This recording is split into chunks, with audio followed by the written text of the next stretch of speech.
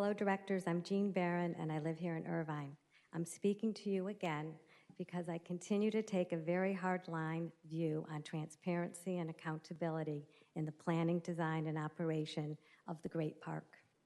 This is fun and an exciting time, and our city, as the champion of the Great Park, has the privilege to make it a 5-star process to ensure its success. As I stated to this group last month, I am concerned about the limited public information and public deliberation on the Great Park. Your constituents expect to be actively involved in the process. First, may I again suggest that we hold these meetings at a later time so more of our residents can attend, and maybe make the agendas a little more engaging, share the process maps, solicit active feedback. A perception is that some are frustrated by the perception of a cozy working relationship between the city and the developer without any public knowledge. Again, this is just a perception. We know the development agreement for the Great Park is the guiding legal document, but the residents are not involved to the level they should be on what is taking place. It is pretty obvious that the agreement is often vague and only speaks of general requirements. As I mentioned last month, we'd like to see the latest version of the Great Park Master Plan design.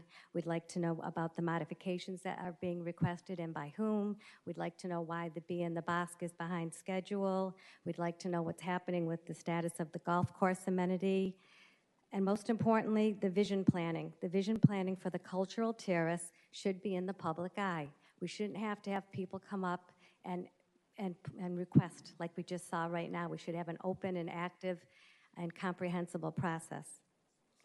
And lastly, the project finance side. A financial portal for fiscal transparency is good business, and I mentioned this. Actually, this is a business deal. A lot of people feel this is a business deal. So we want to confirm that we're getting the benefit of our investments and that we are protecting the value of our great park. I've read both the 2- and 5-year budget documents.